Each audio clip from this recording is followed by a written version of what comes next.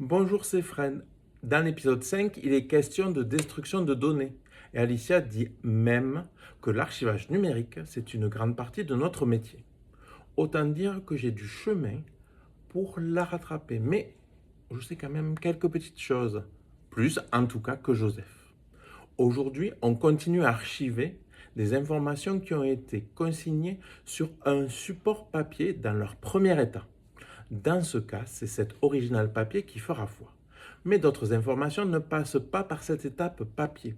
Elles sont issues d'un processus dont on dit qu'il est dématérialisé et il est donc nativement numérique.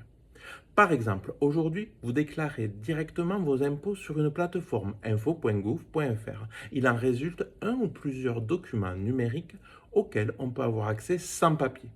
Tout comme les originaux papiers, on doit être en mesure de garantir avec les technologies appropriées l'authenticité, la fiabilité et l'intégrité de l'information qu'ils portent. Mais aussi on doit être capable d'y donner accès facilement à qui de droit et d'en garantir la conservation sur le long terme si nécessaire. Bref, il faut être capable de faire avec le numérique tout ce que l'on doit faire avec le papier. Mais revenons à l'accès et à la conservation. Ce sont deux missions pour lesquelles on produit une catégorie spéciale d'archives numériques.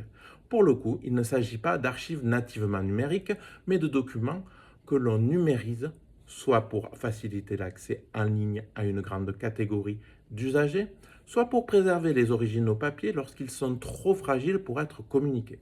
Dans ce cas, on conservera les originaux papiers sur le long terme. Mais rassurez-vous, on mettra tout en place pour que vous retrouviez l'information que vous cherchez, qu'elle soit numérique ou sur papier.